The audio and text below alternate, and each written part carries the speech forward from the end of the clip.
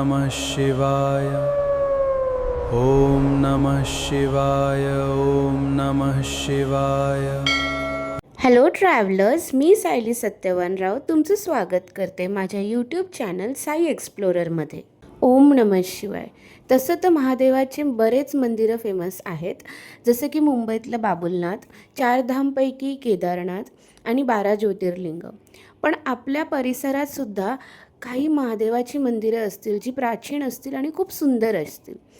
तसंच माझ्या घराच्या जवळ एक मंदिर आहे, तर चला आज त्याच मंदिराचं दर्शन करूया। या मंदिराचं नाव आहे श्री केदारेश्वर महादेव देवालय। इतिहासानुसार 1817मध्ये ह्या मंदिराचं आधी दीपमाला म्हणजे की लॅम्प टॉवर आधी बनलेली आणि त्यानंतर 1832मध्ये ह्या मंदिराचं कन्स्ट्रक्शन कंप्लीट झालं होतं। आपल्या सगळ्यांनाच माहीत आहे की मुंबई ही 7 बेटांपासून बनली आहे।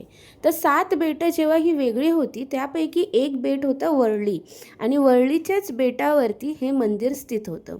इतकं प्राचीन आहे हे मंदिर आणि अजूनही तितकंच सुंदर आहे। आपण कुठल्याही मंदिरात गेलो तर तिथे आपल्याला गर्दी, गोंधळ, आवाज, धक्काबुक्की आणि इतका वेळ लाईनमध्ये उभं राहून काही सेकंड किंवा 1-2 मिनिट मिळतं देवाच्या दर्शनासाठी। पण ह्या मंदिरात तसं नाही आहे आणि तीच गोष्ट मला सगळ्यात जास्त आवडते। इथे गेल्यावर तुम्हाला स्वच्छता, शांतता आणि सगळ्यात महत्त्वाचं डिसिप्लिन मिळेल। या मंदिरात गेल्यावर तुम्हाला असं निसर्गाच्या सानिध्यात गेल्यासारखं वाटेल। इकडच्या प्रत्येक भिंतीवरती एक छोटीशी कथा कहाणी लिहिलेली आहे।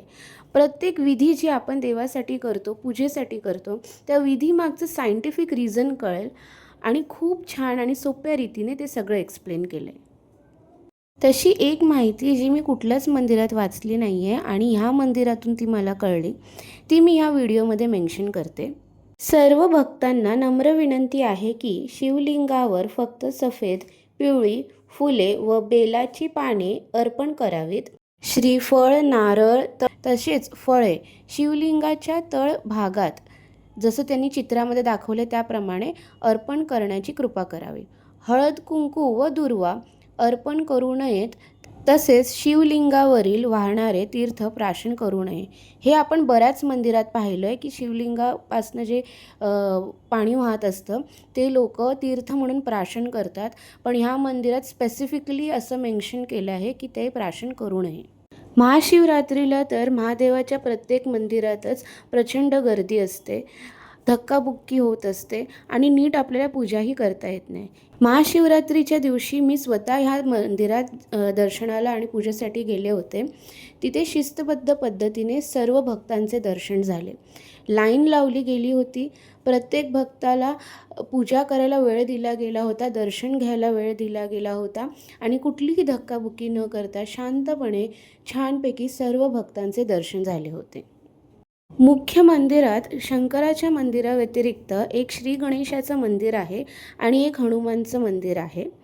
मुख्य मंदिराच्या बाहेर आणि 2 मंदिरं आहेत। एक श्री खोकलादेवी माताचं मंदिर आहे आणि एक स्वयंभू गणेशाचं मंदिर आहे। ह्या 2 मंदिरांच्या जवळ एक खूप मोठं आणि प्रचंड पसरलेलं वडाचं झाड आहे। मोस्टली आपण मंदिरांमध्ये काय पाहतो की ह्या झाडांच्या खाली असं फळ, फूल आणि अगरबत्ती किंवा काहीतरी विसर्जन केलेलं असतं आणि फार अस्वच्छ झालेली असते ते। त्यामागे धार्मिक भावना असतील, पण ती जागा फार अस्वच्छ केली असते। तसं इथे होऊ नये म्हणून एक स्पेशल जागा बनवली गेली आहे, जिथे तुम्ही दिवे, अगरबत्ती आणि जे काय अर्पण करायचं असेल ते तुम्ही करू शकता। या सुंदर झाडाखाली सुद्धा तुम्हाला एक कथा मिळेल आणि ह्या मंदिरात दिलेले सर्व कथा, इन्स्ट्रक्शन्स हिंदी, मराठी, इंग्लिश तिन्ही भाषेमध्ये दिले गेले आहेत। तर या सुंदर प्राचीन मंदिराला पोचायचं कसं?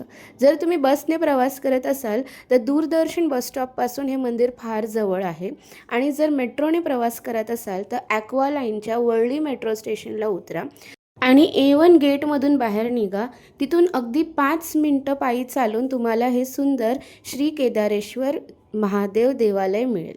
तुमच्या पण घराच्या जवळ अशी प्राचीन मंदिरं असतील, त्या मंदिरातला जरूर भेट द्या, दर्शन घ्या आणि मला त्या मंदिराचं नाव आणि लोकेशन कमेंट सेक्शनमध्ये सांगा। असेच अजून सुंदर ठिकाणं आणि त्यामागची माहिती, कथा कहाण्या जाणून घेण्यासाठी माझं चॅनल साई एक्सप्लोररला सबस्क्राईब जरूर करा. हा व्हिडिओ तुम्हाला कसा वाटला हे मला कळवा. लाईक, शेअर, कमेंट करायला विसरू नका. Stay tuned.